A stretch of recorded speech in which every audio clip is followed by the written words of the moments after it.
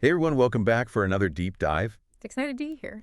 Today we're really diving into a topic that's Yeah. creating, quite a conversation these days. It's this whole our traditional gender roles staging a comeback. Mm-hmm. That whole everything old is new again. Yeah, it's fascinating, isn't it? It makes you wonder, like, are we Yeah. taking a step back for all the progress, or is it Right. something totally different? Exactly. And we're going to really kind of dive deep into this whole idea using some excerpts from this document we have, and it really digs into this whole trad wife movement. Yeah. Have you heard about this? Yeah, I mean, it's definitely gotten a lot of attention, especially online. Right. And it's basically like, women who are choosing to embrace a more traditional lifestyle. So, prioritizing homemaking, family over careers. Um, It's interesting because our source keeps putting quotes around phrases like femininity real and then also naturaleza femenina, which mm, I thought was really interesting. yeah. Like they're almost like questioning how these terms are even being used Yeah. by people within this movement. It feels very intentional. It does. And I think it gets at the heart of what the debate really is here, right? Like, are we seeing a reclaiming of traditional femininity, or is this a romanticized, Sorry. maybe even like oversimplified view of what it means to be a woman? Right, because the idea that women can only find like true happiness and fulfillment through, Right. traditional roles seems a little reductive, don't you think? Yeah, Like it kind of glosses over the fact that women have always had to navigate totally. really complex societal expectations. Absolutely. So, like, what do you think is driving this whole Yeah. trend? Yeah. Is it really as simple as women just wanting to return to a simpler time? I mean, that's the million-dollar question, right? And to be honest, I don't think there's like a single easy answer. Um, but one thing that I find really, really interesting and I think kind of compelling is maybe this idea that it's a reaction to the pressures of modern life. Okay. Like, women today are expected to do it all, Oh, yeah. have the careers, be perfect mothers, maintain like a picture perfect home, find time for themselves, and It's exhausting. it's a lot. It is. And I can totally see how that would lead some women to, like, yearn for a time when their roles felt a little more defined, Yeah. maybe even more appreciated, to be honest. Absolutely. And for some women, I think, those traditional roles might offer a sense of comfort, stability, even purpose Yeah. that feels harder to come by in today's, Yeah. fast-paced, individualistic society. It's like they're seeking refuge Yeah. from that pressure. That's a really insightful way to look at it. Yeah. It's not just about wanting to like stay at home and bake bread. Yeah. It's about finding a sense of belonging and value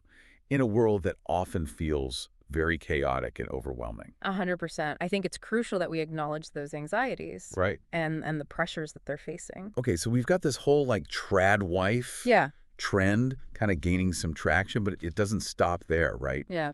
Our source points out this resurgence of the phrase, I'm just a girl, Right. which I thought was really interesting. Well, and you've got to remember, like, that phrase was initially Right. like satirical, It was Totally. poking fun at. It was like, oh, Yes. I'm just a girl. Exactly. It was like pointing out the ridiculousness, right, of Yeah. the stereotypes. Yes. But now it's almost like It's like the complete opposite yes, of how it was intended of shunned to tones, be. yeah. Like going from, oh, I'm just a girl, I can't open this jar, Right. with the eye roll to, Right.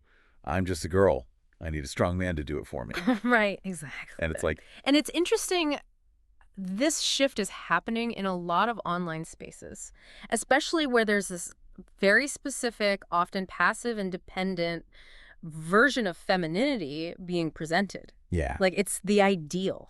Yes, and that's where it gets a little concerning, right? Because it's like, are we moving away from all of this progress that's been made Right. in terms of like women embracing their power, Yeah. going after what they want, demanding equality? Right. It's almost like we're taking like this giant leap backward, you Yeah. know? Yeah. So is this just a harmless throwback trend, or could it actually undermine gains that have been made in areas like equal pay, reproductive rights, breaking down all these harmful stereotypes? That's the big question, isn't it? Yeah. And unfortunately, I don't think there's an easy answer. I think there's Yeah. valid arguments to be made on both sides. So on the one hand, you have this idea that maybe women are like reclaiming their agency by choosing to embrace these traditional roles. But then on the other hand, there's this nagging feeling that maybe some of these choices aren't actually as free as they appear. Exactly. And this is where our source, I think, really brilliantly introduces this phrase,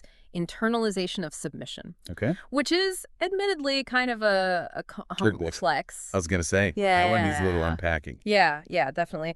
So imagine this, right? A woman is raised in a society that constantly tells her that her primary value Right. lies in these roles. Hmm. She's bombarded with these images of happy housewives, glowing brides, doting mothers. Over time, those messages become so deeply ingrained that they start to feel like her own thoughts and desires. So it's not necessarily that she's like consciously choosing to submit to these roles. It's more that she's internalized those expectations Right. to the point that they've become a part of like who she is. Yeah. 100%.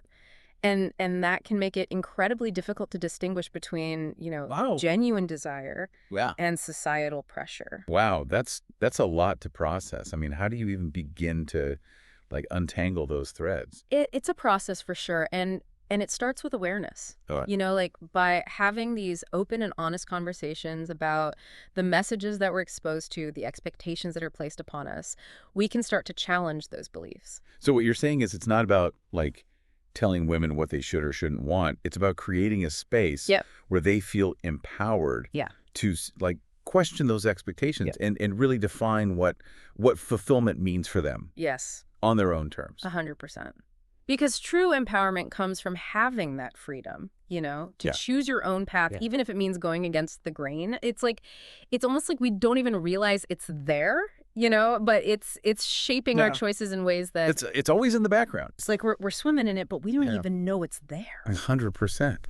Right. But then that brings us back to the central debate, right? Right. Is this like a new wave of submission? Or are women genuinely like reclaiming their agency and choosing these traditional roles, but like on their own terms this time? And that's what makes this so tricky because feminism at its core is about empowering women to make their own choices, Right. even if those choices seem unconventional. But how can we be sure Right. that those choices are truly free Right. from, societal pressure? Especially, like you were saying, when you have all these online communities, these influencers that are presenting this very specific image of what it means to be, feminine.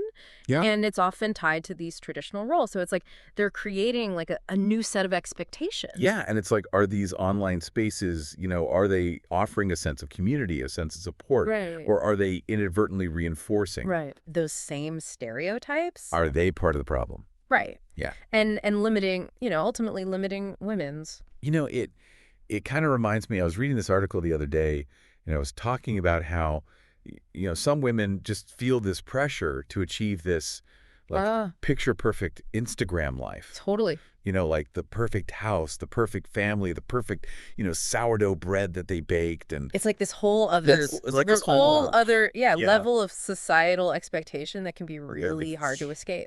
And it plays into this larger concern, right? That by framing domesticity as like the ultimate form of female fulfillment, are we like unintentionally limiting aspirations and pushing women back into these boxes that, Right.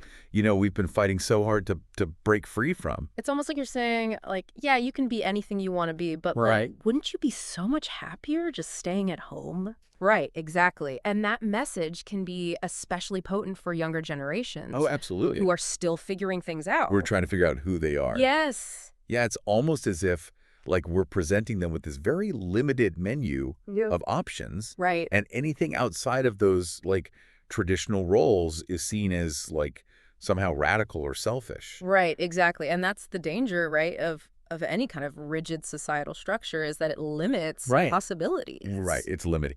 Yeah. Yeah. And I think it's important to acknowledge, like, I think there are legitimate concerns about, Yeah. the potential said. negative consequences of Yeah, this yeah. whole Yeah. trend. But then at the same time, I also, I know there are people listening right now who are thinking, like, what about the women who genuinely choose this? Right. Are they somehow less empowered? Yeah. Like, what would you say to them? Yeah, no, it's such an important question, and I want to be incredibly clear here.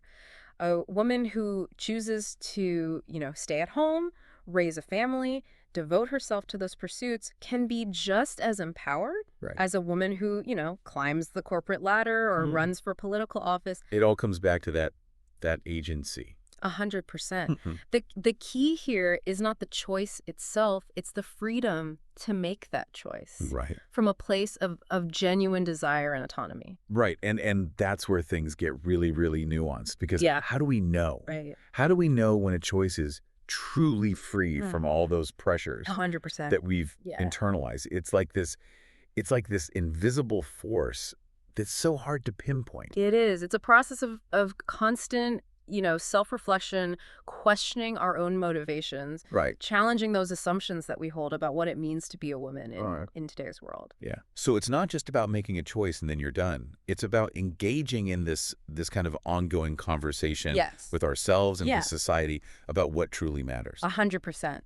It's about recognizing that there's no one-size-fits-all approach Yes. to womanhood Or or exactly. fulfillment. It's about embracing that full spectrum Yes, of what it means to be a woman 100%. in the 21st century. And that includes celebrating the women who choose to embrace those traditional roles, Right. the women who forge their own unique paths, and everyone in between. It's almost like we're saying, we see you, we value your choices, we're here to support you no matter what. Exactly. And like ultimately, isn't that Yeah. what true equality looks like? 100%. It's about creating a world where women aren't penalized for their choices, whether they choose to, stay at home or pursue a demanding career. Like it shouldn't. It Yep. shouldn't be Can't flaunt it. a punishment. Right. It's about like you do what's right for you, and we support that. 100%. It makes you wonder if this whole debate is less about like traditional roles making a comeback